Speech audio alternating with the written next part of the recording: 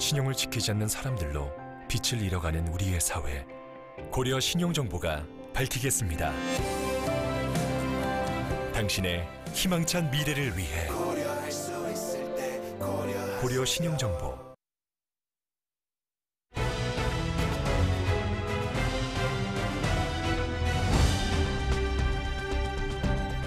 건조경보, 강풍경보가 동시에 발효되면서 어제부터 산불 걱정이 컸는데 우려했던 일이 발생했습니다.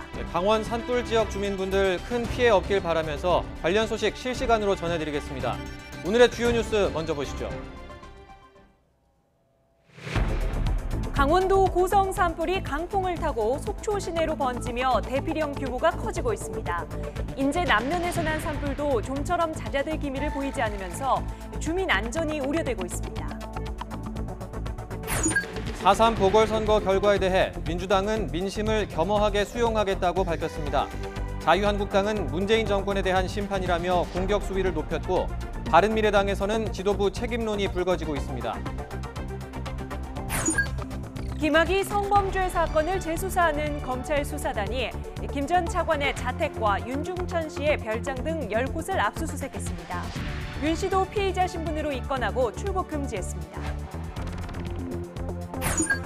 마약 투약 혐의를 받는 남양유업 창업주의 외손녀 황하나 씨가 경찰에 전격 체포됐습니다.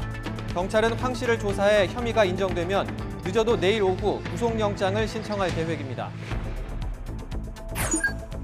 가수 로이킴이 정준영과 함께했던 단체 대화방에 음란 사진을 올린 혐의로 입건됐습니다.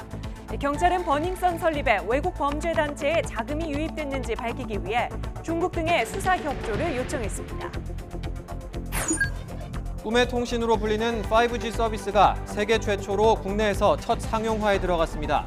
인공지능이나 자율주행차 같은 최첨단 서비스가 우리의 일상을 바꾸고 시장에도 활기를 불어넣을 전망입니다.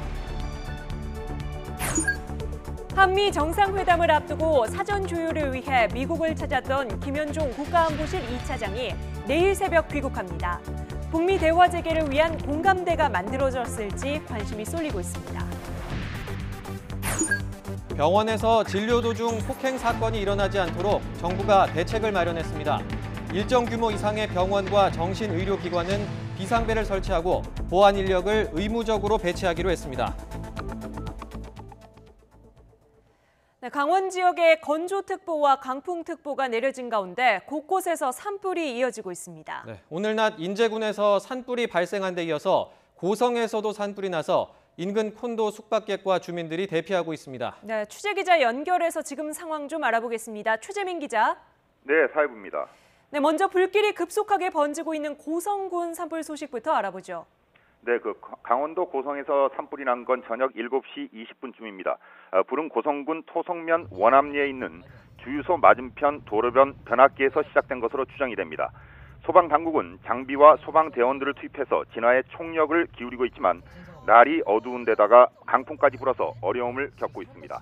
불과 1시간 만에 5km가량 떨어진 곳까지 번질 정도로 확산 속도가 빨라서 인근 콘도 숙박객과 주민들은 급히 안전한 곳으로 피신하고 있습니다.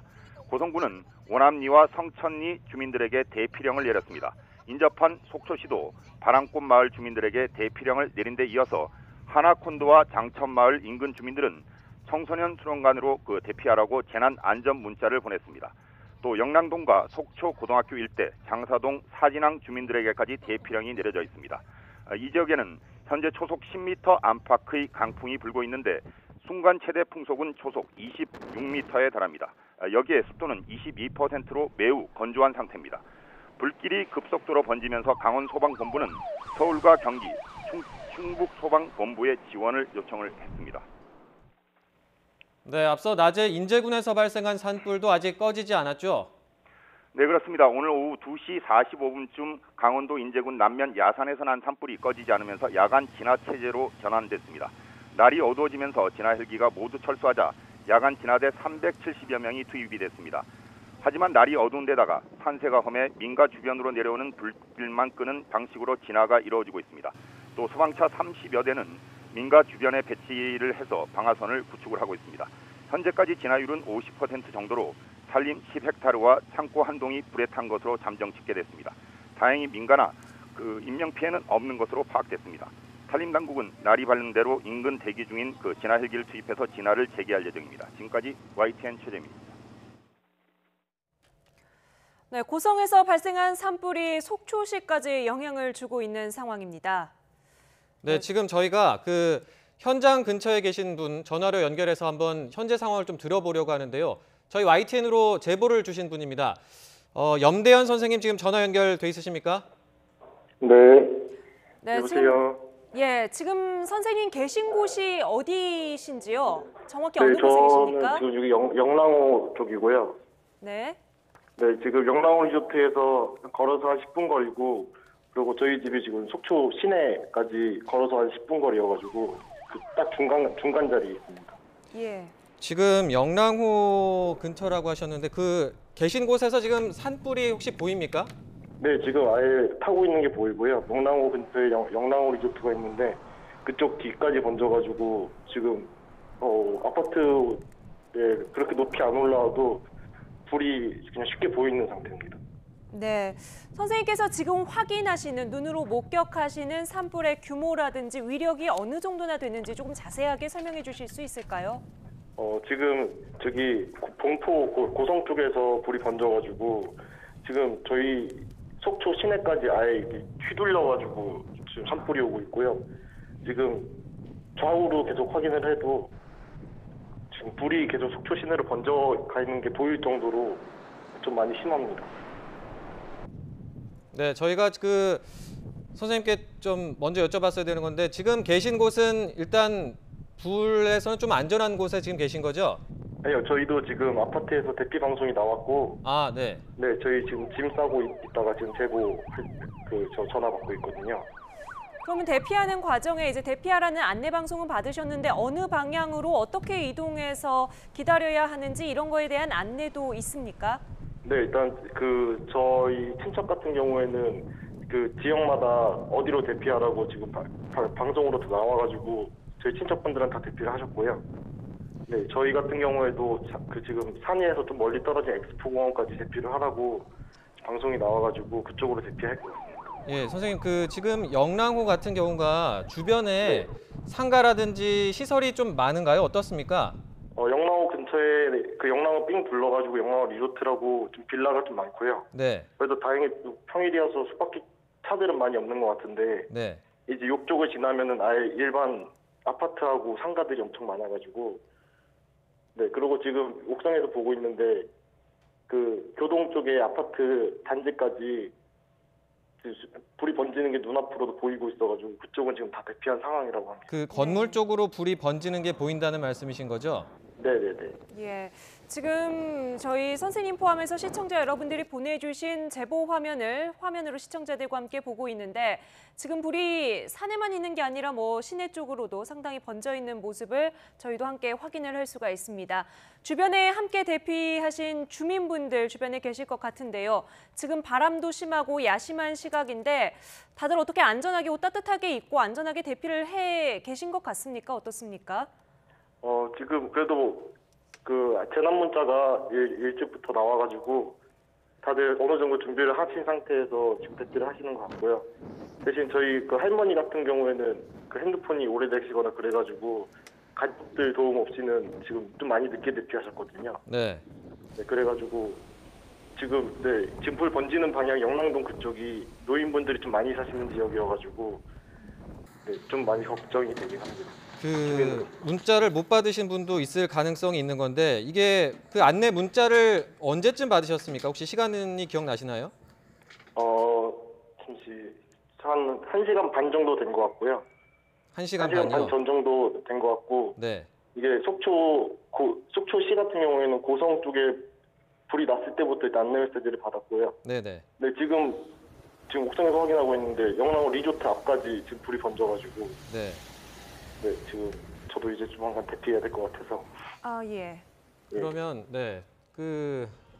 리조트 쪽에는 주민분들 거주하는 시설이 많다고 하셨는데 리조트 쪽에는 없고요. 예. 네, 여기서 조금만 벗어나면 한 50m에서 100m 정도만 벗어나면 이제 아파트 단지 있고 그럼. 예. 대피하는 과정에서 보실 때는 주민분들이 거의 모두 안전하게 빠져나오신 것 같습니까? 아니면 아직도 위험한 지역에 주민분들이 좀 남아있을 가능성이 있나요? 저도 지금 거기까지는 정확히 모르겠는데요. 네. 일단 아파트나 아니면은 동네 방송에서 네. 좀 크게 방송을 해가지고 대피를 하라고 계속 나오고 있는 상황이긴 하거든요. 예. 네, 근데 지금 경찰들도 그렇게 막 많이 돌아다니진 않고 소방차도 막 돌아다니지 않고 시에서 어떻게 나와가지고 방송을 하거나 그러진 않는 것 같습니다. 네. 지금 아까도 말씀해 주셨지만 일단 이제 좀 대피를 해야 될 것 같다고 말씀하셨으니까 얼른 안전한 곳으로 좀 이동을 하셔야 될 것 같습니다. 저희가 네네네. 말씀은 여기까지 듣고요. 혹시 또 기회가 되면 이따가 안전한 곳에 가시면 다시 한번 전화를 드리든지 하겠습니다. 저희가 네, 알겠습니다. 오늘 이렇게 급박한 상황에서 전화 연결해 주셔서 감사드리고요. 안전한 곳으로 얼른 대피하시길 바랍니다. 네, 감사합니다. 네, 지금 불이 난 지역의 영랑호 근처에 있는 시청자 염대현 씨와 전화 연결로 현장 상황을 알아봤습니다. 이어서 저희가 좀 전문가를 통해서 이럴 때 어떻게 대처를 해야 되는지 좀 자세하게 들어봐야 될 것 같은데요. 산불 전문가 연결돼 있습니다. 전주대 소방안전공학과 김동현 교수님, 연결돼 있으십니까? 네, 김동현 교수입니다. 네, 지금 날씨도 건조하고 강풍특보까지 내려져 있는 상황입니다. 지금 조금 전에 주민분들 대피하신 분들 이야기 듣고 왔는데요. 네. 일단 주민분들 어떻게 대피해야 안전하겠습니까? 지금 좀 대피 상황 좀 설명을 해주시죠. 네, 지금 전화 통화에서 들었지만 농촌 지역이라 이제 노인분들 또는 거동하기 힘드신 분들이 있기 때문에 좀 마을 주민이나 도움을 좀 주실 수 있는 분들은 그런 거에 좀 신경을 써 주시면 좋을 것 같고요. 그 외에는 좀 전에 말씀드린 것처럼 화재가 집으로 불이 이렇게 전파되지 않도록 창문을 닫는다든지 물을 뿌려 놓는다든지 주변에 이렇게 좀 만일에 하나 좀 시간적 여유가 된다면은 탈 수 있는 물질들을 정리를 해주시는 게 좋을 것 같아요. 네. 일단은 지금 대피하는 과정에서 농촌 지역에 혼자 계시는 또 어르신들, 또 거동이 불편하신 어르신분들을 좀 지자체와 주변 주민분들께서 좀 챙겨주시는 게 좋겠습니다. 네. 지금 앞서 저희가 제보자분 전화를 통해서 들은 게 이제 시내 쪽으로 불이 옮겨오는 게 보이고 있다고 그랬거든요. 이런 경우에 이제 전기시설 피해 같은 게 발생하면 정전이 우려되는데 이런 경우에는 좀 어떻게 대응을 해야 될까요?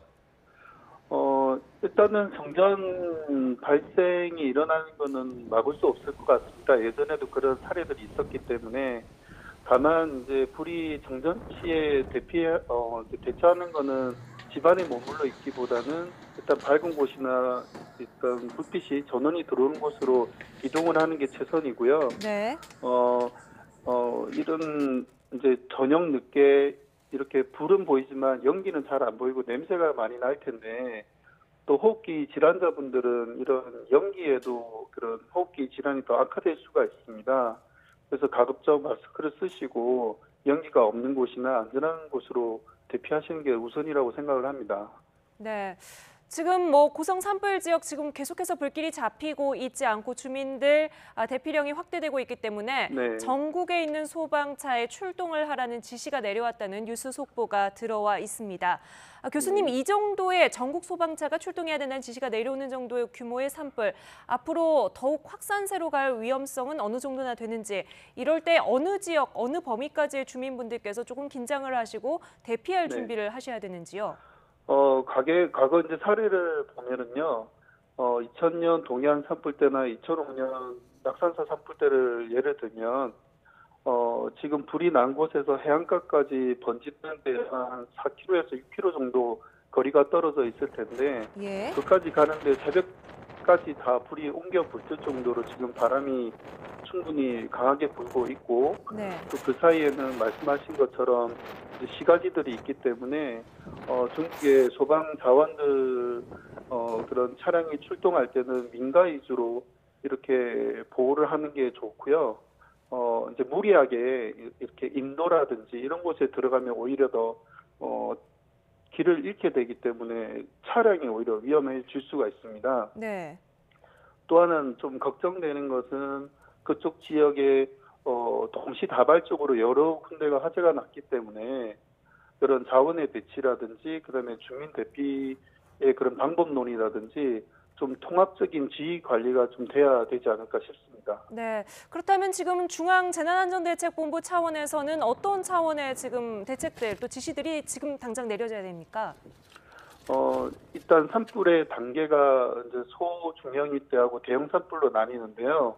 아마 지금쯤이면 동시다발적으로 산불이 났기 때문에 강원도 도지사께서 통합 산불 관리를 할 것으로 보고 이제 중앙재해본부 이제 중대본에서 결정하기를 이제 큰 더 피해가 있을 것 같다라고 예상을 하면 이제 중앙에서 컨트롤을 하게 됩니다.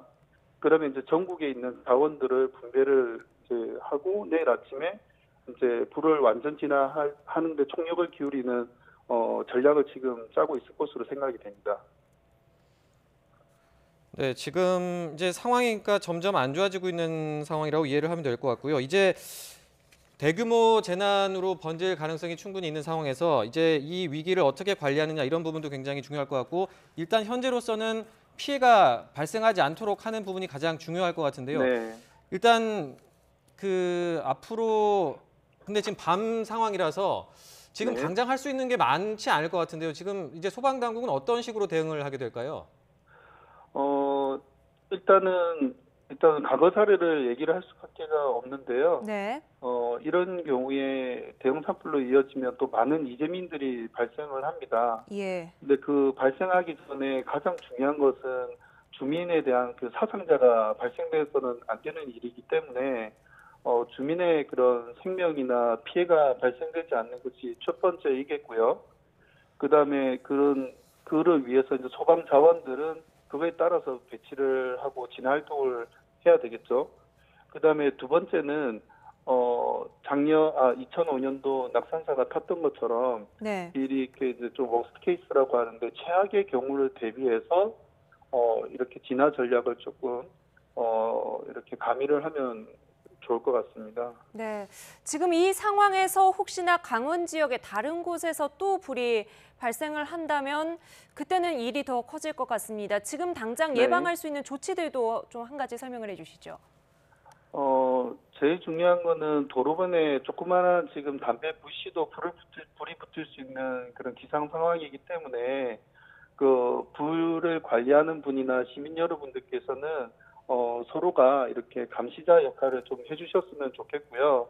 무리하게 불을 끄기 위한 그런 진압 활동은 하지 않으시는 게 좋고, 그 경찰분이나 또는 소방 관계자분들의 안내에 따라서 좀 이동을 해주시고, 밤에는 그 불이 더 크게 보이고 위험스럽게 보이기 때문에 주민분들께서 또 패닉이 올 수가 있습니다. 네. 그래서 가급적 불길로부터 멀리 떨어지거나 불이 오는 방향의 반대 방향으로 이렇게 대피를 하시는 것이 가장 안전하다고 볼 수 있습니다.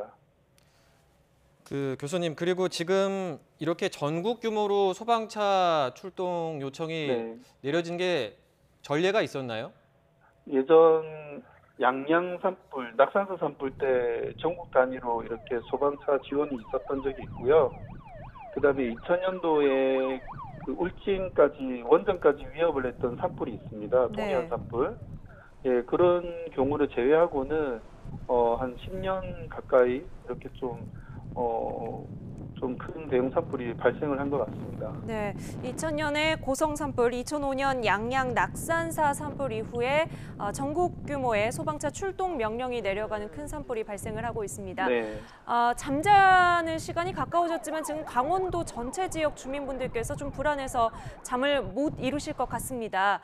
언제까지 좀 뉴스를 지켜보면서 어느 정도 좀 대피할 준비 또 안전하게 피할 수 있는 준비를 해야 되는지 그리고 이미 대피령이 내려진 주민분들 행동 요령 마지막으로 한 번만 더 짚어주시죠. 네, 일단은 그 시나 또는 소방이나 경찰에서는 그 산불이 확산 경로에 있는 민가 주위에는 방송을 통해서 그 주민들이 대피 안내 방송을 전달을 할 수 있게 좀 해주시면 좋을 것 같고요. 그다음에 불은 아마 내일 오전에 잡지 못하면 오후까지 강한 바람이 다시 불기 때문에 주민 여러분들께서는 좀 힘드시더라도 이런 재난안전방송을 보시면서 이렇게 대기나 대피를 하시면 좋을 것 같습니다. 예, 알겠습니다. 저희도 실시간으로 들어오는 화재 지역 속보 있으면 안전하게 대피하실 수 있도록 곧바로 전해드리도록 하겠습니다. 네. 지금까지 전주대 소방안전공학과 김동현 교수 연결해서 관련한 내용 조언을 들었습니다. 교수님 오늘 말씀 감사합니다. 네, 감사합니다. 네, 저희가 이제 전문가와 전화 연결을 하기 앞서서 현장 지역에 계신 그 제보자분과 전화 통화를 했었는데요. 이번에는 또 다른 분과 함께 또 전화를 연결을 해서 지금 상황을 좀 한번 들어보도록 하겠습니다. 지금 속초 지역에 김은희 씨 전화 연결돼 있는 것 같은데요. 선생님 들리십니까? 네, 안녕하세요. 네, 지금 일단 선생님 계신 정확한 지역과 위치가 어떻게 되십니까? 네, 저는 영랑동 속초 의료원 부근이에요. 속초 의료원 부근이요. 지금 네. 선생님 계신 곳에서는 좀 안전하게 전화 통화 가능하십니까? 네네. 네. 지금 눈에 보이는 상황을 좀 설명을 해주실 수 있을까요? 지금 고성 쪽에는 약간 잠잠하고요. 네. 그 고성, 그러니까 바람꽃 마을에서 그 콘도 많이 있는 지역이요. 네. 그쪽으로는 아직 불이 살아있고, 그게 영랑호 쪽으로 좀 내려오는 것 같아요. 네. 그 아직까지 선생님 계신 쪽에 뭐 대피령 같은 건 아직은 발생하지 않은 거죠? 그 보강사라는 전하고 의료원 부근은 대피령이 내렸어요. 의료원이요. 네, 의료원 부근에. 그 말씀하신 데가 아까 강원도 속초 의료원이라고 하는 곳이 영랑호의 지금 아랫부분에 있는 걸로 지금 지도를 찾아보니까 나오는데 맞습니까? 네네. 그리고 아까 저희가 앞서서 먼저 전화 연결했던 분은 이 영랑호의 좀 북쪽에 계셨던 것 같은데 아니, 아까 제가 했었는데요. 아니요. 저희 뉴스나이트에서 앞서 네. 이제 다른 분 선생님을 한번 연결을 했었거든요. 그분이 네. 이제 영랑호 북쪽에 계시는 걸로 제가 아까 이해를 했는데 거기는 지금 대피를 이제 하셔야 된다고 말씀을 하셨고 곧 대피를 하겠다고 하셨거든요. 근데 아직까지 어쨌든 영랑호 아래쪽으로는 그 대피령 그 의료시설을 대상으로만 이제 대피령이 내려졌다는 거죠.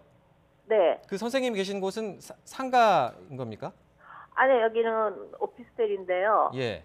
20층이라서 아직 대피령은 안 하고 대기 상태만 있고요. 네네. 의료원, 속초 의료원에는 지금 앰뷸런스들이 여러 대가 있고 경찰차들이 있고 그래요. 네. 예. 의료원이면 아마 안에 의료진도 있겠지만 환자들도 많이 계실 것 같고 거동이 불편하신 분들도 많으실 것 같은데 대피하는 현장 혹시 계신 곳에서 목격을 하셨습니까? 아니요, 그거는 안 보이고 지금 불이 환히 켜 있어요.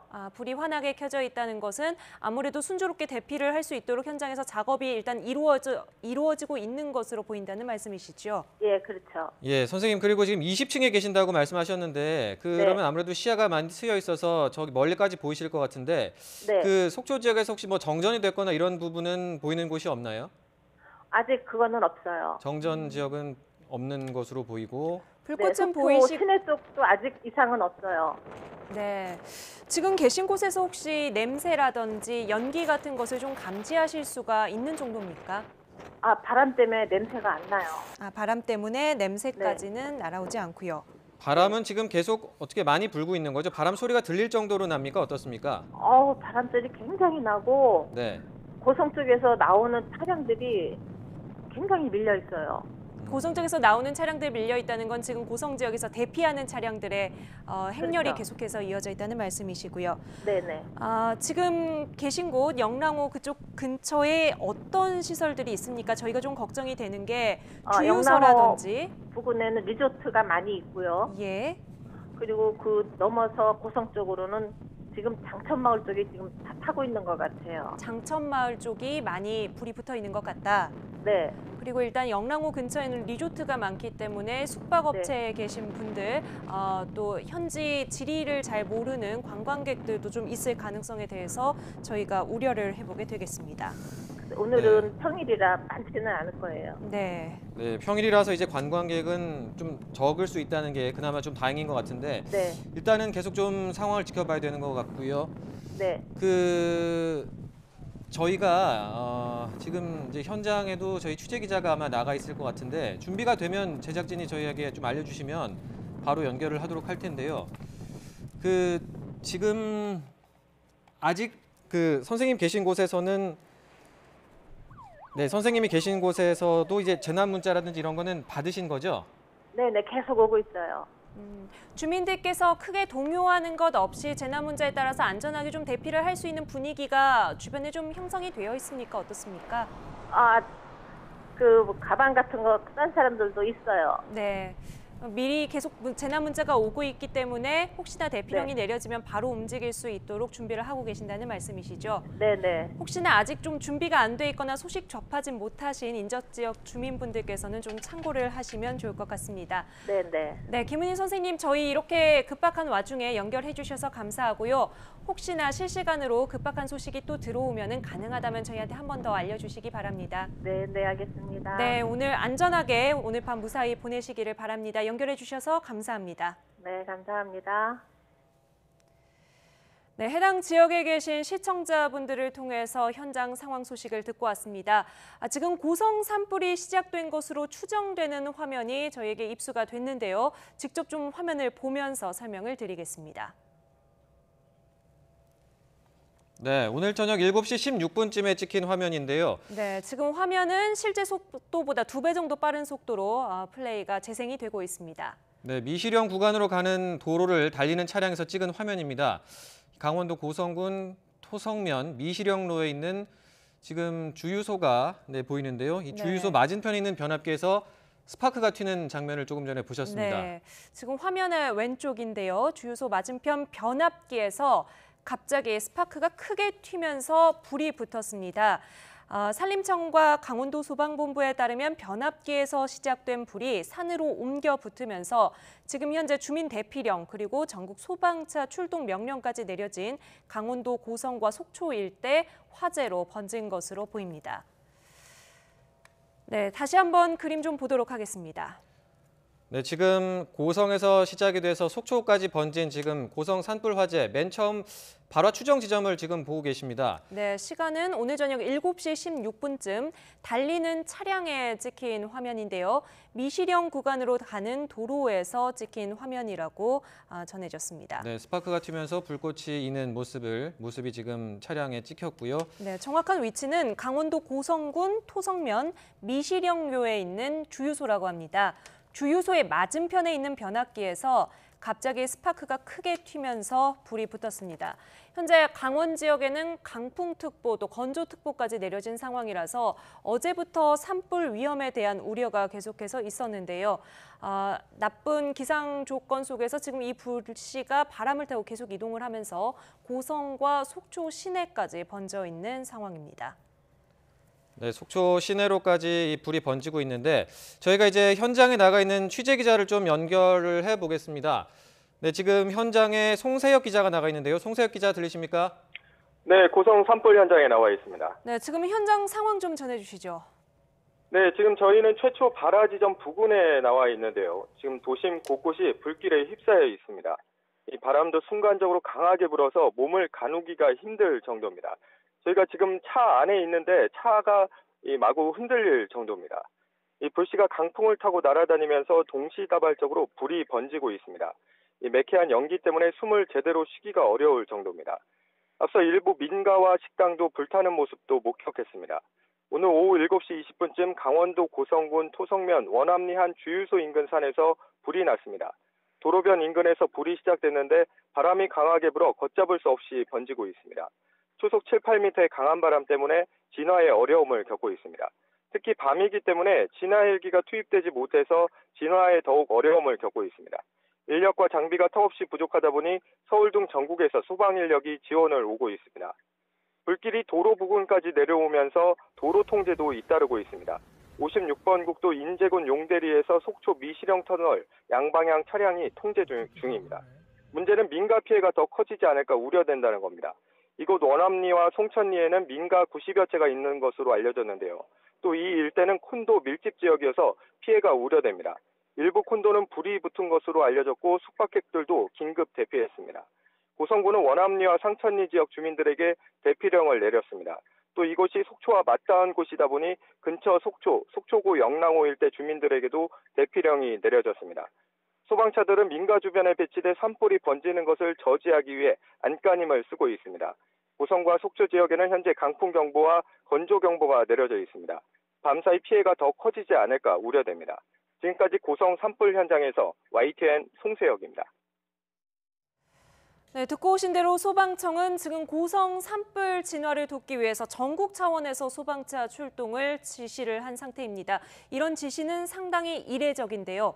오늘 이 정도로 산불 진화에 어려움을 겪은 것은 강원 산간에 초속 30m가 넘는 강풍이 몰아쳤기 때문입니다. 네, 그리고 건조 경보도 동시에 발효된 상태라서 상황이 좋지 않은데 내일까지 이 소형 태풍급 강풍이 계속될 것으로 보여서 각별한 주의가 필요하다고 합니다. 정혜윤 기자가 보도합니다.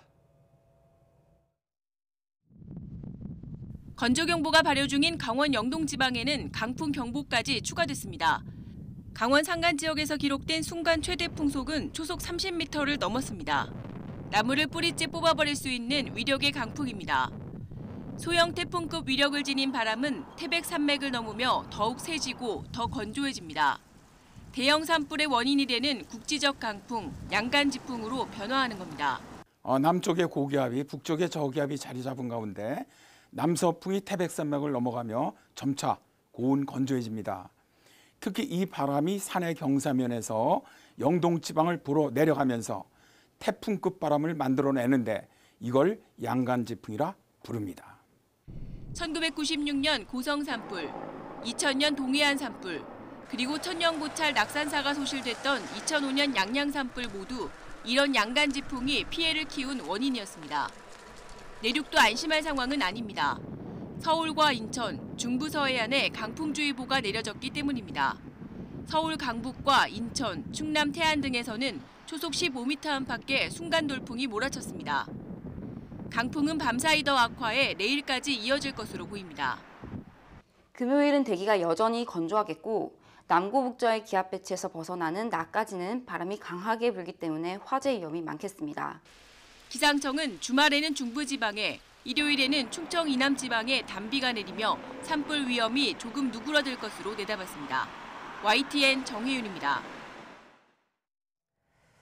네, 소방청이 고성 산불의 최고 수준의 대응 단계인 대응 3단계를 발령했다는 소식이 들어와 있습니다. 이에 앞서 소방청은 강원도 고성 산불 진화를 지원하기 위해서 전국 차원에서 소방차 출동을 지시하기도 했습니다. 오늘 저녁 8시 31분을 기해서 서울과 인천, 경기, 충북 지역 소방차 40대의 출동을 지시했지만 추가로 전국으로 소방차 출동을 지시했습니다. 이렇게 전국 규모로 소방차 출동을 요청하는 것은 극히 이례적인 일입니다. 소방당국은 앞서 대응 2단계를 발령하고 소방차 23대, 소방대원 등 78명을 투입해서 초기 진화에 나섰지만 강풍 탓에 큰 불길을 잡는 데 실패했습니다. 정문호 소방청장은 현장 지휘를 위해 현지로 출발한 것으로 알려졌고요. 이 불은 오늘 저녁 7시 17분쯤 강원도 고성군 토성면 원암리, 일성쿤도 부근의 변압기 폭발로 시작했다는 신고가 접수돼 있습니다. 소방청이 대응 3단계를 발령했다는 속보가 들어와 있습니다. 연달아서 또 새로운 소식이 들어와 있는데요. 이 산불이 고성군과 속초 시내로 급속히 확산하면서 민가와 주유소가 불타고 운행 중이던 버스까지 불에 탔다는 제보가 속출하고 있습니다. 고성 산불은 불과 1시간 만에 5km가량 떨어진 곳까지 번질 정도로 확산 속도가 빨라서 인근 콘도 숙박객과 주민들은 급히 안전한 곳으로 피신하고 있습니다. 고성군 산포를 비롯한 일부 지역은 정전도된 상황입니다. 여기에 거센 바람을 타고 불씨도 곳곳으로 옮겨붙으면서 피해는 눈덩이처럼 불어날 것으로 우려됩니다. 지금 저희 방송국으로 들어오고 있는 여러 가지 제보 화면 그리고 현장에서 확보된 화면들을 통해서 지금 좀 산불 상황을 정리해보고 가겠습니다. 불이 시작된 곳은 전해드린 대로 고성군에서 7시 17분쯤에 변압기에서 스파크로 불꽃이 튀면서 시작이 됐고요. 이 지역에 강풍특보와 건조특보가 내려진 상황이다 보니까 급속하게 확산한 상황입니다. 속초와 고성 시내까지 민가까지 불길이 번지면서 버스 등에도 옮겨붙는 피해가 있다는 소식 전해드렸고요. 저희 지금 화면에도 보이지만 여러 가지 아파트라든지 주민들 밀집 지역 뒤쪽으로도 불길이 상당히 가까이 와 있는 모습을 확인하실 수가 있습니다. 네, 지금 보고 계신 화면이 저희 YTN으로 시청자분들이 제보를 해주신 사진입니다.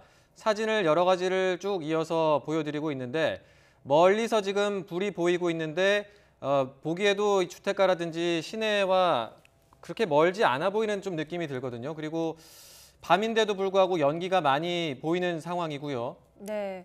인근 지역은 또 영랑호가 있고 리조트라든지 관광객들이 많이 찾는 지역이라서 지리감이 조금 부족한 관광객들이 대피하는데 어려움이 있지 않을지 우려가 됩니다. 또 앞서 현장에서 연결해 주신 시청자분들은 인근의 농촌이라든지 혼자 사시는 지역분들도 많기 때문에 어르신들 또 거동이 불편하신 분들의 대피가 제대로 될지 조금 걱정이 된다 이런 말씀을 전해주시기도 했는데요. 바람이 강하게 불면서 불길이 쉽게 잡히지 않고 이미 시간이 늦었기 때문에 혹시나 모를 주민들의 피해가 상당히 우려되는 상황입니다. 현재 민가 주변에 소방차를 배치해서 방화선을 구축을 하고 있습니다만 불길이 쉽게 잡히지 않기 때문에 인근 지역에 사시는 주민분들께서는 상당히 뉴스 주시하시면서 혹시나 있을지 모를 더 큰 피해를 좀 대비를 하시는 것이 좋겠습니다. 네, 저희가 지금까지 이 현장에서 들어오는 제보 사진 보면서 좀 이야기를 했는데요. 이제 다시 한번 그 소방 방재 전문가를 연결해서 좀 다시 이야기를 나눠보도록 하겠습니다. 네, 박재성 숭실사이버대 소방방재학과 교수 연결돼 있습니다. 교수님 연결돼 계십니까? 예, 안녕하십니까. 네, 지금 저희가 현장 상황 속보로 쭉 전해드렸고요. 현장에서 들어온 화면도 전해드렸는데 일단 네, 가장 궁금한 지금 대피령이 내려진 지역의 주민분들 어떻게 해야지 안전하게 이 밤을 보낼 수 있을까요? 그러니까 우선 이제 그 산불이 급속도로 확산되고 있기 때문에 국가나 지자체에서 이제 제공되는 산불 정보에 대해서 계속적으로 관심을 가지셔야 되고요. 재난 방송이나 이런 것들을 통해 가지고 산불이 어느 쪽으로 번져가는지 지금 산불이 위험 지역에 있는 사람은 당장 피난을 하셔가지고 평상시 지정된 안전한 장소, 학교라든지 공터와 같은 안전한 장소로 대피를 하시고요. 지금은 산불의 위험 지역이 아니다 하더라도 산불이 지금 워낙 강풍을 타고 급속하게 번지는 상황이기 때문에 그 산불이 진행 방향에 있는 민가 쪽에 계신 분들은 미리 대피를 하시는 것도 지금 중요하다고 볼 수 있겠습니다. 네. 지금 가장 급박하게 대피하셔야 하는 분들한테 도움이 되는 정보부터 알아보죠. 일단 안전한 지역이라는 것, 어떤 곳들로 대피를 해야 합니까? 그러니까 산불은 보통 평지보다 지형이 높은 쪽으로 굉장히 빨리 그 확산되는 경향이 있고요. 그리고 산불의 진행 방향은 바람의 방향을 타고 진행을 하기 때문에 네. 가능한 한 바람의 반대 방향 그리고 지대가 낮은 방향으로 대피를 하시고요. 주변에 불에 탈 가연물이 좀 없는 학교라든지 그런 또 그 산과 좀 멀리 떨어져 있는 그런 부분으로 대피를 하시는 것이 중요하다고 할 수 있겠습니다. 네, 한번 정리를 해드리면 바람이 부는 곳과 반대쪽 방향 그리고 지형이 높은 쪽보다는 낮은 쪽 그리고 주변에 가연물이 없는 넓은 공터, 학교 이런 곳들을 찾아서 대피를 하시는 것이 중요하다. 지금 불길과 가장 가까이 있는 지역 주민분들은 일단 이 정보를 조금 염두에 두셔야 할 것 같습니다. 그렇습니다. 네, 교수님 지금 그리고 아마 그 속초라든지 고성과 같은 곳에 살고 있는 우리 그 주민들 같은 경우는 평상시에 산불이 났었을 때 안전한 대피 장소가 지정이 되어 있을 것입니다. 네. 그래서 그 장소로 대피를 하시면 좋고요. 그런 장소를 모르시는 분들은 얼른 지자체라든지 소방서 쪽으로 확인을 하셔서 내 주변에 안전한 장소가 어디인가를 확인하시고 그쪽으로 대피하시는 것도 좋은 방법이 되겠습니다. 네, 아까 교수님께서 말씀해 주셨지만 그 산불이 지금 보이고 대피령을 받은 사람 외에도 좀 그래도 거리가 있다 싶어도 미리 좀 대피를 하는 게 나을 수도 있다 이렇게 말씀해 주셨는데 네, 그 그렇습니다. 바람이 워낙 강하게 불고 있지 않습니까? 이런 상황에서 산불이 번지는 속도가 생각보다 빠릅니까? 어떻습니까? 산불의 번지는 속도는 여러 가지 뭐 조건에 따라 달라지지만 가장 중요한 요소가 그 강풍입니다. 네. 따라서 산불이라는 것은 일반적인 불과 다르게 가장 무서운 것이 비화라고 하는 것인데 날아가는 불입니다. 네. 바로 내 앞에 불이 있다가도 이게 한 수백 미터를 날아가가지고 뒤쪽으로 날아가서 그쪽에서 다시 산불이 시작되는 경우들이 있기 때문에 그 확산 속도라고 하는 것은 일반적인 불과는 다르기 때문에 지금은 내가 사는 그 거주 지역에서 멀리 있다 하더라도 이게 순식간에 다가올 정도로 굉장히 무섭고 강풍이 부는 경우에 더 그 속도가 빨라지기 때문에 안심하고 있으시면 안 되고요. 특히 바람에 부는 쪽에 있다라고 하시게 되면은 빨리 좀 더 선도적으로 대피를 하시는 것이 무엇보다 중요합니다. 네, 그렇다면 지금까지 나와 있는 저희가 확인할 수 있는 화재 지역, 또 풍속이라든지 풍향 같은 것을 고려했을 때 지금 우리 지역은 안전하지만 그래도 조금 긴장을 하면서 뉴스를 주시하셔야 하는 지역분들, 강원도의 어느 지역분들까지 조금 긴장을 하고 계셔야 될까요? 지금 이제 보시게 되면은 이 산불이 어느 하나의 거점을 해서 하기보다 지금 동시다발적으로 여러 군데서 지금 발생을 하고 지금 번져가고 있는 상황으로 지금 보이고 있습니다.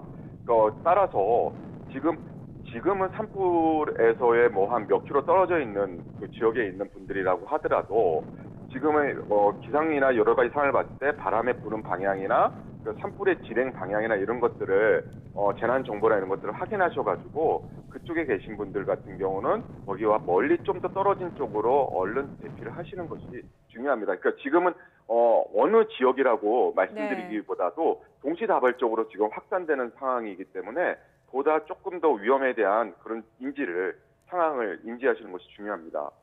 네, 교수님. 그리고 앞서 저희가 그 속보로도 전해드렸지만 전국에서 소방차를 이제 동원을 해서 그러니까 네. 주택가로 불이 번지는 걸 막기 위해서 방화선을 만들어서 불을 저지하는 걸로 이렇게 이해를 하고 있는데 네. 이게 지금 화면으로도 보고 계시지만 불이 상당히 강하게 번지고 또 바람이 세게 부니까 쉽게 이게 막아질 것 같지 않은데 이게 지금 현재 최선의 방법인가요? 어떻습니까? 그러니까 지금 상황은요, 야간이고 굉장히 강풍이 불기 때문에 헬기에 의한 주불을 진화할 수 있는 상황이 아닙니다. 그리고 산불에 대한 주 대응 기관은 산림청이고 소방이 출동을 했다라고 하는 것은 주불을 진화를 하기 위해서 출동을 지금 이 시점에 했다라기보다 민가라든지 주민들 민가 쪽으로 산불이 확산이 돼가지고 인명 피해가 발생하는 거를 막는 것을 주 목적으로 지금 전국에 있는 소방차들을 동원 가능한 소방차들이 출동을 하고 있다라고 보시면 됩니다. 그 네. 소방차를 통해서 주불을 진화할 수 있는 지금 현 시점에서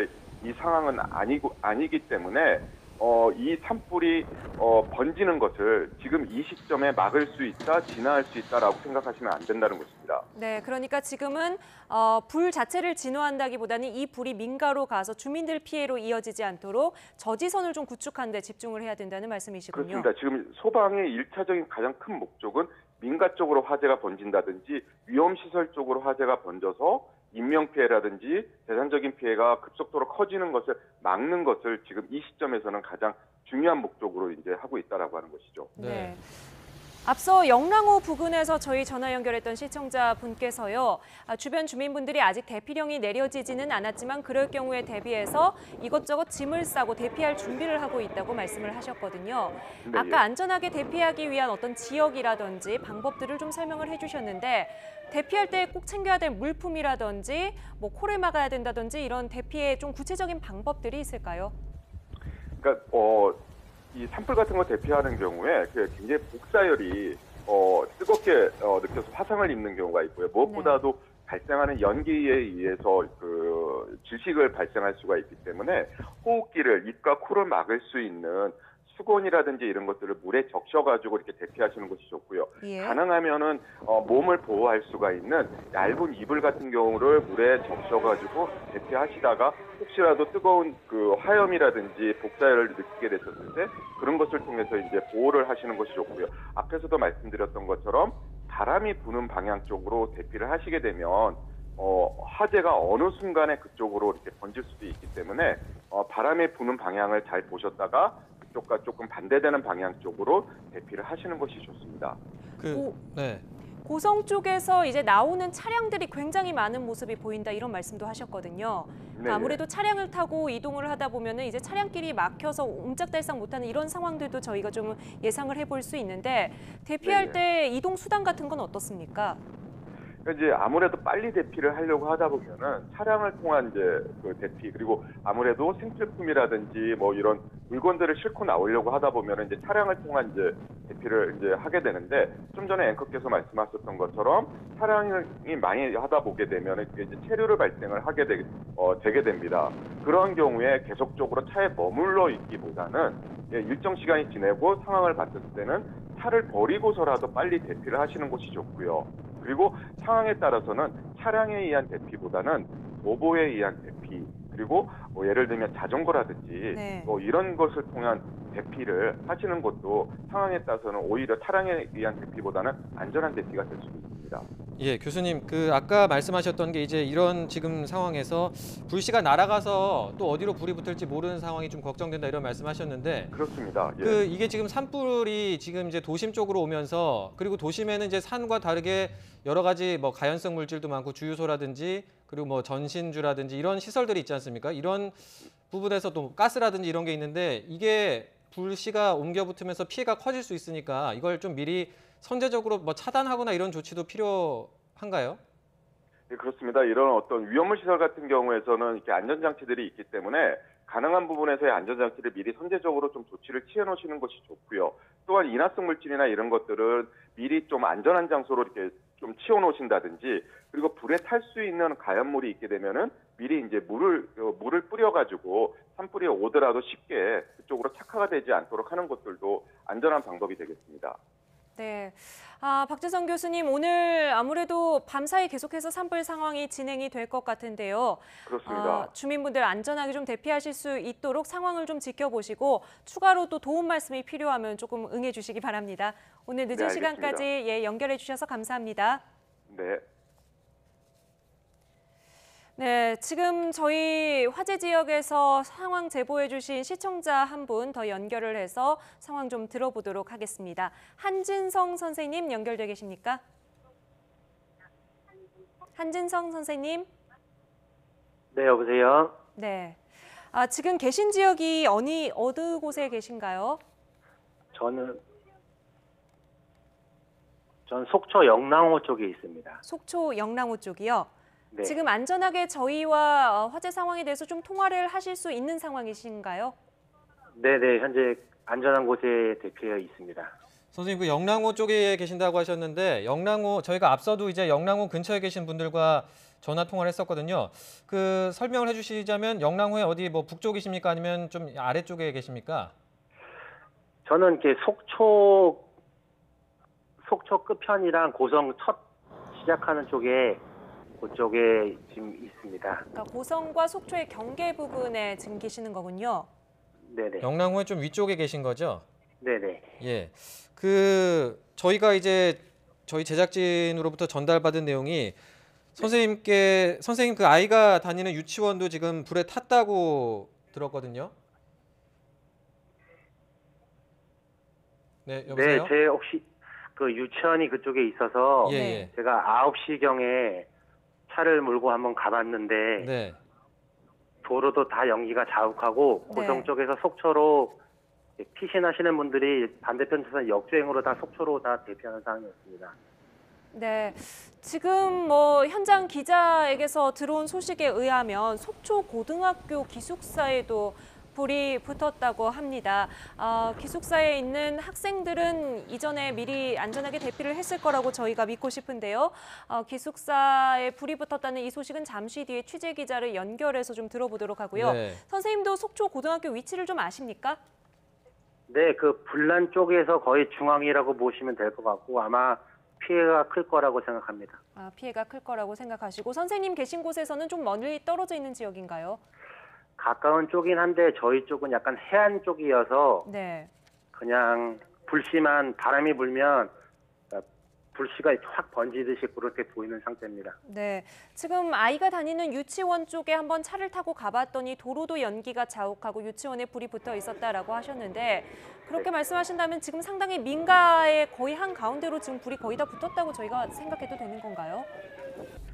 네, 민가 쪽도 이제 조금 위험한 문제고 한 1시간 전에는 폭파음도 들리고 현재 그런 상황입니다. 폭발음이 들려요, 현장에서? 네네. 폭발음이 들린다는 건 지금 남불이 계속해서 다른 곳에 옮겨 붙으면서 폭발하는 소리가 들린다는 말씀이신지요?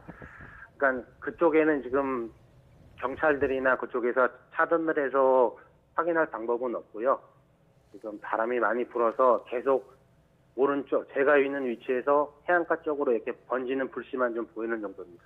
선생님, 그 폭발음을 들으셨다고 하셨는데 폭발음이 뭐 단발성으로 났습니까? 아니면 여러 차례 난 폭발음입니까? 여러 차례는 아니고 뭐 영화 속처럼 이렇게 뭐 버스 폭발 이렇게 뻥 소리 나듯이 네. 그렇게 이제 들리는 현재 상태였습니다. 네, 주민분들 상당히 불안하실 것 같은데 지금 뭐 재난안전 문자라든지 대피령에 대해서 소식을 좀 받고 계시고 준비를 하고 계신가요? 네, 문자는 계속 오고 있고요. 그러니까 저는 상황을 지켜보고 저는 뭐 저나 집사람들은 벌써 다 대피해 있는 상태입니다.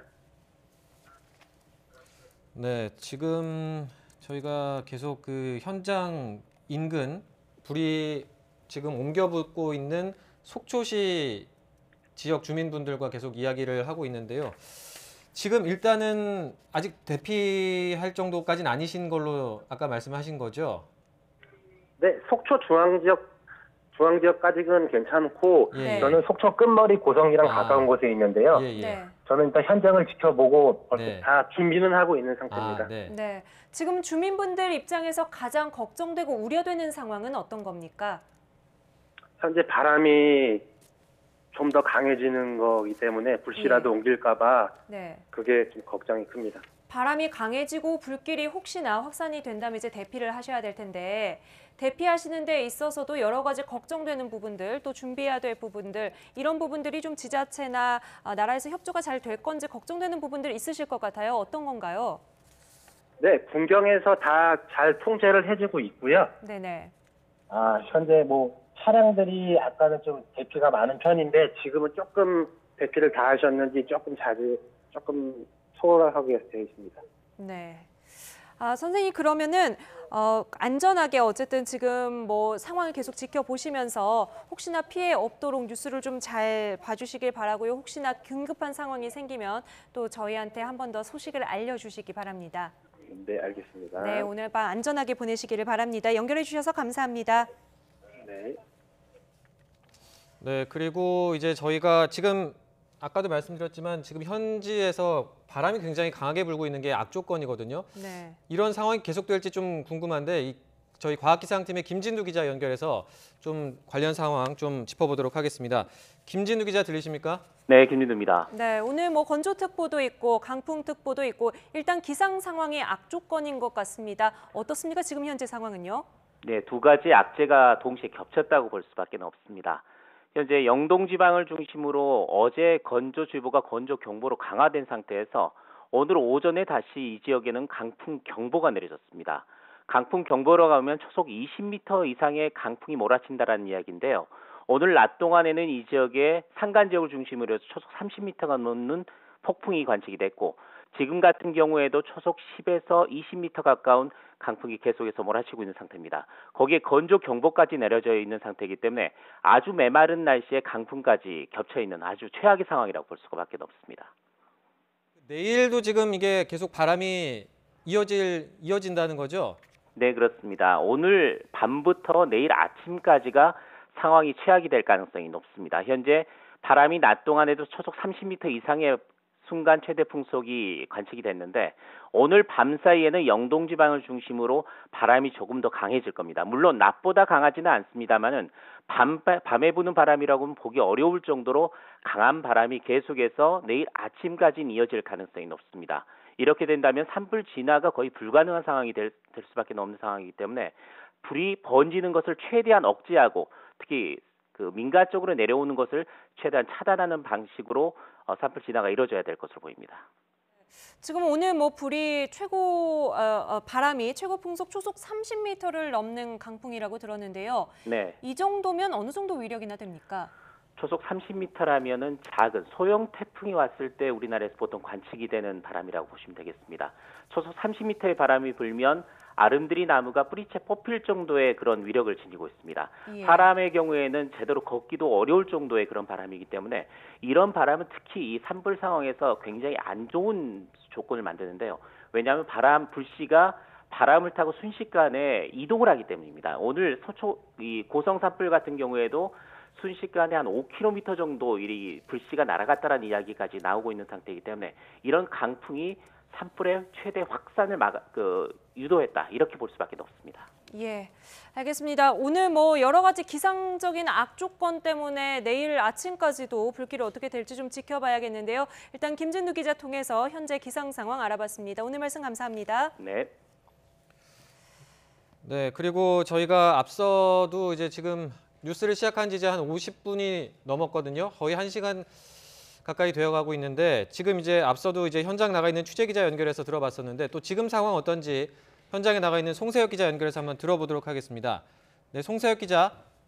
네, 고성 산불 현장에 나와 있습니다. 네, 앞서 속초고등학교 기숙사에까지 불이 붙었다, 이런 속보까지 저희가 전달을 받았는데요. 현장 상황 어떻습니까? 네, 저희도 그 소식을 듣고 지금 최초 발화 지점 부근에서 속초 설악중학교로 이동 중입니다. 학교 주변 주택에 불이 접근해 대피가 이루어지고 있다는 소식도 전해졌습니다. 가는 길 곳곳은 불길에 휩싸여 있습니다. 대피하는 차량들이 줄을 잇고 있습니다. 바람은 지금도 순간적으로 강하게 불면서 몸을 가누기가 힘들 정도입니다. 불씨가 강풍을 타고 날아다니면서 동시다발적으로 불이 번지고 있습니다. 이 매캐한 연기 때문에 숨을 제대로 쉬기가 어려울 정도입니다. 앞서 일부 민가와 식당도 불타는 모습을 목격했습니다. 이 도로변 인근에서 불이 시작됐는데 바람이 강하게 불어 걷잡을 수 없이 번지고 있습니다. 소속 7-8m의 강한 바람 때문에 진화에 어려움을 겪고 있습니다. 이 불길이 도로 부근까지 내려오면서 도로 통제도 잇따르고 있습니다. 56번 국도 인제군 용대리에서 속초 미시령 터널 양방향이 통제 중입니다. 앵커 나와주세요. 네, 지금 현재 상황, 소방당국이 재난대응에서 가장 최고 단계인 대응 3단계를 발령한 상태고요. 전국에 소방차 출동 지시를 내린 상황입니다. 속초고등학교의 기숙사까지 불이 옮겨 붙었다는 소식 전해졌고요. 송세혁 기자, 지금 기숙사에 있는 학생들은 모두 대피한 상태인 겁니까? 네, 아직 저희가 기숙사까지 도착하지를 못했기 때문에 아직 그 상황은 파악하지 못하고 있습니다. 다만 저희가 지금 그 방향으로 가는 길 곳곳에서 이 주유소와 가스 충전소를 많이 목격을 했는데요. 네. 일부 주유소와 가스 충전소 부근까지 불길이 접근하면서 굉장히 위험한 상황을 연출하고 있었습니다. 네, 이 더 큰 문제는 민가 피해가 더 커지지 않을까 우려된다는 것인데요. 이곳 원암리와 송천리 일대에는 민가 90여 채가 있는 것으로 알려졌습니다. 또 이 일대는 콘도 밀집 지역이어서 피해가 우려되는데요. 일부 콘도의 숙박객들은 긴급 대피한 상태입니다. 네, 지금 송세혁 기자와 저희 취재팀도 모쪼록 취재하시는데 좀 안전에 주의를 하시기를 바라겠고요. 네, 지나가는 길에 혹시 또 위험한 상황이 생기면 바로 좀 스튜디오와 연결을 좀 부탁드리도록 하겠습니다. 취재 안전하게 하시기 바랍니다. 네, 알겠습니다. 네, 저희가 지금 계속 이제 고성에서 발생한 산불이 속초로 시내로 옮겨가고 있고 또 피해도 발생하고 있다는 소식을 전해드리고 있습니다. 인명 피해는 아직 확인되진 않았고요. 지금 어쨌든 아까 말씀드린 것처럼 버스가 탔다든지 기숙사 건물에 불이 붙었다든지 이런 물적 피해는 발생을 한 것 같습니다. 네, 지금 저희가 보내드리고 있는 화면이 시청자분들께서 실시간으로 저희에게 제보해 주시는 화면이거든요. 그러니까 이제 차를 타고 지나가면서 볼 수 있는 장면들이라는 건데 굉장히 육안으로 봐도 가까이 다가올 정도로 불길이 있기 때문에 지금 대피하시는 주민분들 상당히 조심하셔야 될 것 같습니다. 이런 내용의 제보가 들어와 있습니다. 지금 고성으로 수학여행을 간 중학생들이 있다고 하는데요. 산불을 피하기 위해서 모두 8대의 버스로 이동하는 중에 이 버스 가운데 2대의 불이 붙었다고 합니다. 그래서 버스에 타고 있었던 학생들은 다른 차로 이송시킨 직후에 버스 2대가 폭발하는 사고가 있었다고 합니다. 학생들이 차를 옮겨 탔기 때문에 인명피해는 없었던 것 같은데 수학여행을 떠나는 길에 학생들이 상당히 놀란 상태라고 합니다. 또 나머지 6대로 지금 이동을 하고 있는데 이 버스 가운데 한 대만 불길을 피해서 빠져나온 상태고 나머지 5대는 불길에 막혀서 지금 차량이 방향을 틀어서 이동을 하고 있는 상황이라는 소식이 들어왔습니다. 네. 저희가 인터넷으로 급하게 들어온 제보라서요. 이 버스에 타고 있는 학생들 어느 지역의 어느 학교 학생들인지는 아직까지 확인이 되지 않았습니다. 고성으로 수학여행을 간 중학생들이 타고 있는 차량이 불길 때문에 상당히 곤란에 처해 있다는 상황, 그리고 8대의 버스 가운데 2대에 불이 붙었지만 폭발 전에 학생들은 모두 다른 차로 무사히 이동했다는 소식이 전해져 있습니다. 저희가 제보자 연락처를 가지고 있기 때문에 이 내용은 추가로 좀 확인을 해서 취재가 되는 대로 다시 한번 전해드리도록 하겠습니다. 네, 지금 고성과 속초 또 인제에서 발생한 화재의 소식은 계속해서 새로운 속보가 들어오면 그때그때 전해드리도록 하겠습니다. 1분 광고 이후에 뉴스 이어가도록 하겠습니다.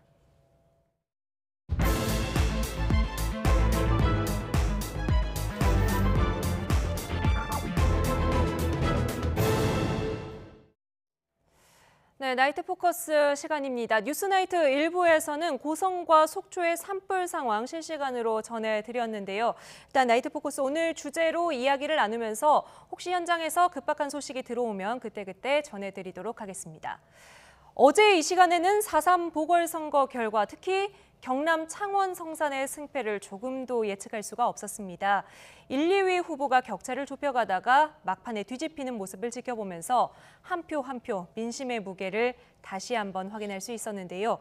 표면적으로는 범여권과 야당의 1대1 무승부인데 여러분은 어느 쪽에 판정승을 주고 계십니까? 오늘 나이트 포커스에서는 보궐선거 결과를 통해서 향후 전국의 흐름을 예상해보죠.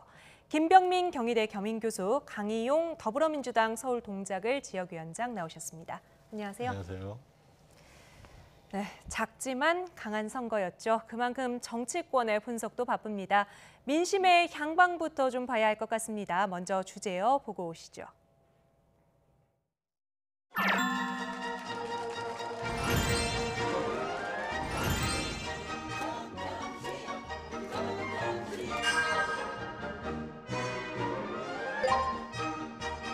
비록 두 지역 국회의원 선거 모두 승리하지는 못했지만 우리 당과 나라의 새로운 희망을 발견할 수 있었습니다. 창원 선거는 자유한국당이 이긴 거와 다름없다 이런 생각을 합니다. 정부 여당의 오만과 독선에 대한 국민의 경고입니다. 자유한국당에게는 새로운 기회를 주셨다고 생각합니다. 우리 당은 이번 선거에서 나온 민심을 겸허하게 받아들이겠습니다. 창원 성산에서 단일 후보가 승리한 것은 노회찬 정신을 계승해 국회 개혁에 박차를 가하라는 국민의 뜻으로 받아들입니다. 통영 고성에서는 비록 이기지 못했지만 19대 총선에 2배 가까운 지지를 얻은 것이 성과로 판단됩니다.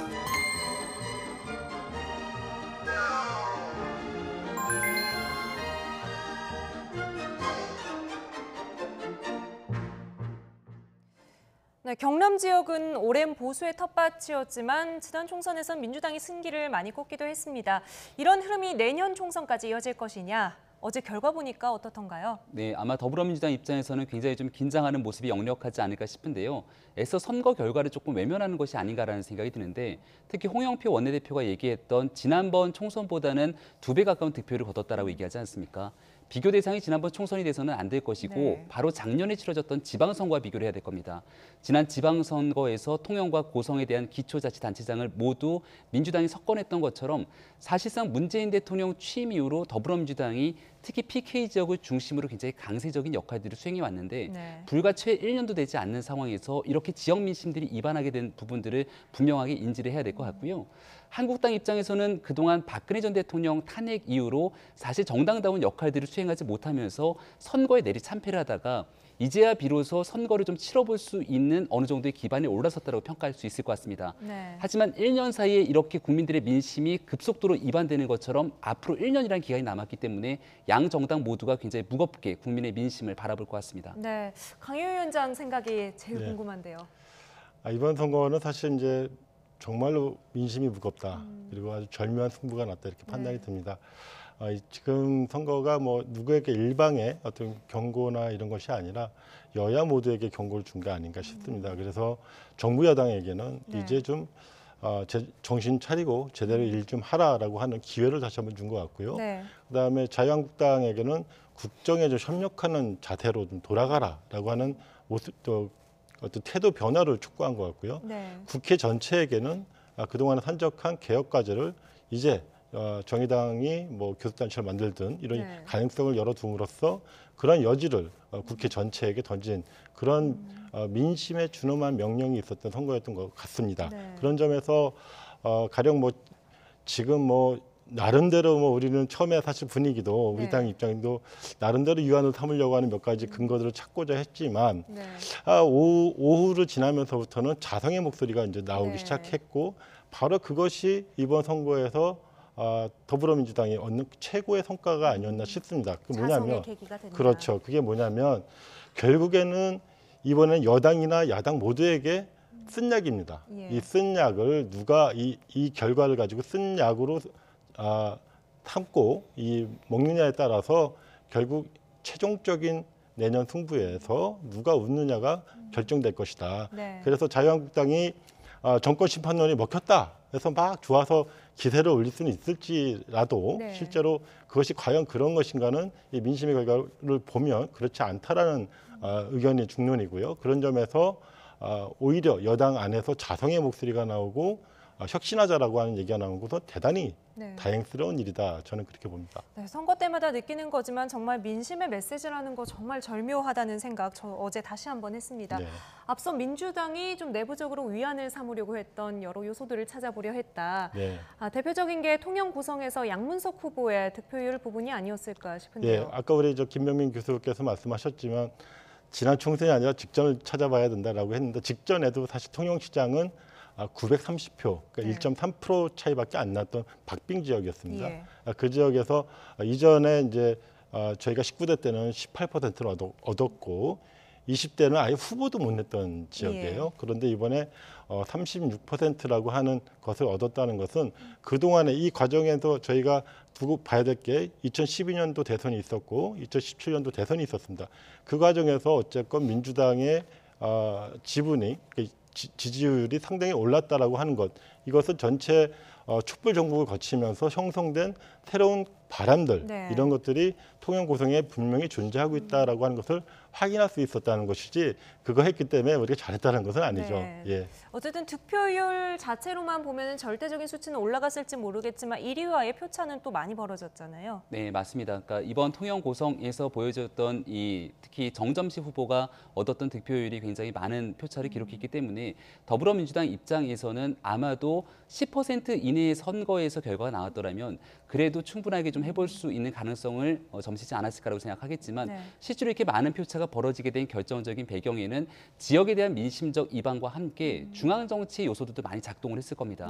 특히 최근에 불거졌던 청와대 김의겸 대변인의 부동산 투기 논란이라든지 그리고 7명 이 청문회 후보들을 거치면서 결과론적으로 민심과 조금 동떨어진 정부의 결정들에 대해서 국민들이 좀 등을 돌린 것이 아니냐라는 이야기가 나오고 있고요.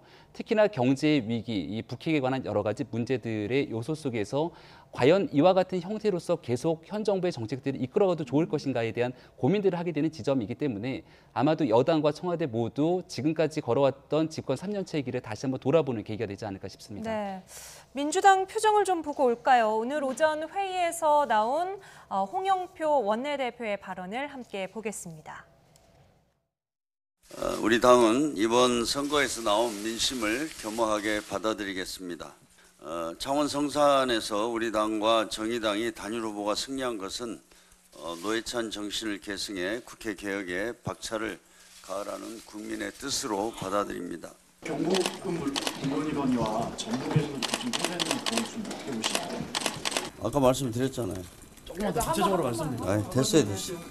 할 말 없습니다. 보시기에는 어떤 이유 때문에? 오늘 아침 정책 조정회의 때 모습인데 일단 목소리 들어보니까 홍 원내대표 컨디션 자체가 좋은 것 같지는 않고요. 어제 뭐 밤늦게까지 끝나고 나와서 이제 기자들 질문에도 할 말이 별로 없다고 이제 들어가는 모습인데 당 내부 분위기는 좀 많이 가라앉았습니다. 오늘 홍영표 원내대표는 일단 일성으로 겸허히 받아들이겠다라고 했는데 그게 이제 아침 9시 회의 때 발언이셨는데 그 이후에 이제 실제 의원들 입에서 나왔던 얘기는 뼈 아프게 받아들여야 된다.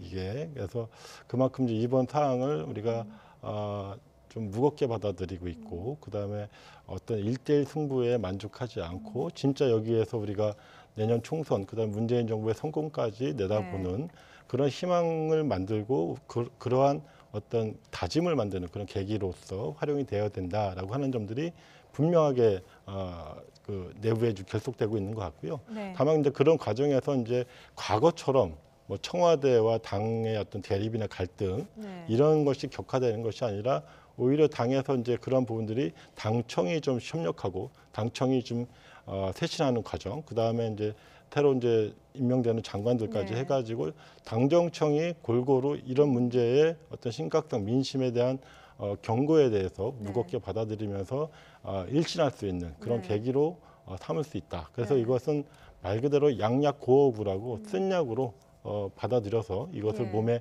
좋게 활용하는 그런 지혜가 좀 필요한 시기다. 그래서 그런 지혜에 다행스럽게도 우리 많은 의원들이 동의하고 있는 것 같다. 이런 분위기입니다. 네. 지도부부터 뭐 의원 한 명 한 명, 뭐 소위 뭐 이제 한국당에서 뭐 정신승리 뭐 이런 말 쓰던데 그것보다는 자성의 계기로 삼자는 진지한 분위기다. 그래서 차라리 저는 이제 이렇게 생각하거든요. 이게 우리가 뭐 지금 순간을 모면하기 위해서 정신승리할 필요 없다는 거죠.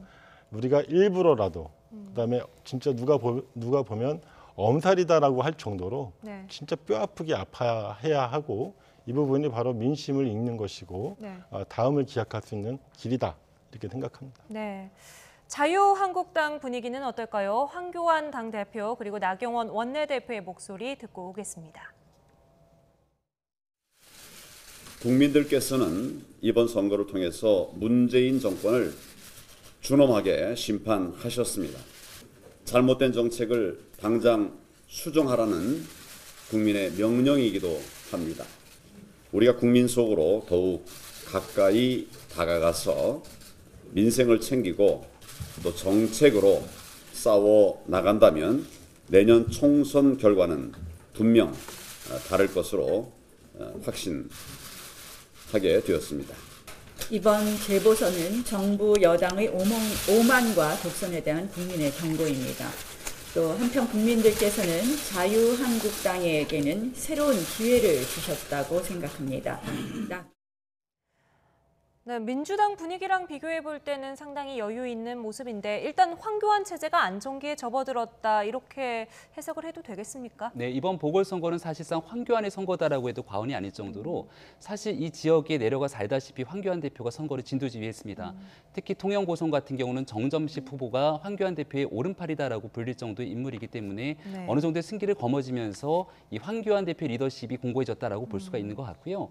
한국당은 얼마 전 있었던 나경원 원내대표의 교섭단체 대표 연설 이후로 급속도로 당이 좀 안정화되는 모습들이 취하는 것 같은데 과거의 선거에서는 바른미래당과 분열되기 시작하면서 보수 분열 때문에 선거에 이길 수 없다라는 일들이 벌어졌지만 이번에는 단일화하지 않음에도 불구하고 한국당이 압도적인 성과를 거둬낼 수 있었기 때문에 결국 이 모든 것들에 대한 타격은 앞으로 바른미래당으로 조금 불이 번지기 시작하면서 정계 개편에도 속도가 붙지 않을까 생각이 됩니다. 네. 그런데 좀 표 분석을 해보면요.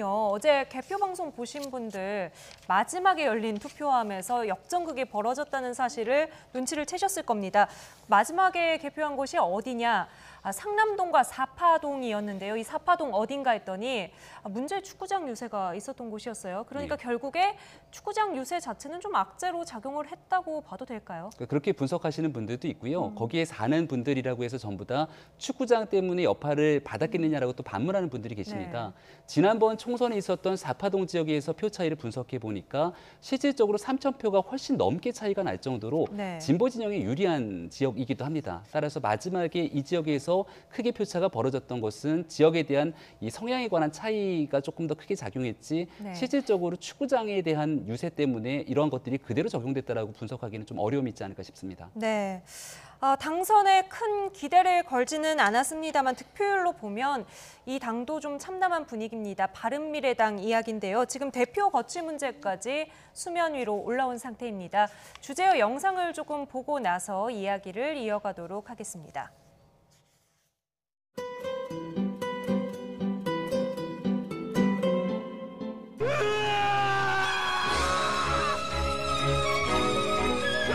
제가 물러나라고 말씀을 드렸죠, 그죠? 우리가 어이없는 국민의 민심에 역행하는 행동을 하지 않도록 대통합의 길을 위해서 지도부가 당연히 책임을 또 져야 하고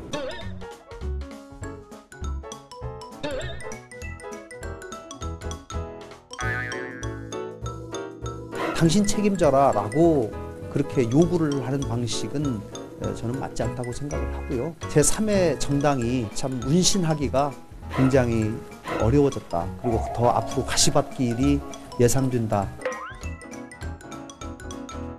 아무리 우리가 망했어도 그냥 망했으니까 우리 피해서 도망가자, 이거는 있을 수가 없는 거예요. 우리는 이 길을 제대로 가지 않으면 안 돼요.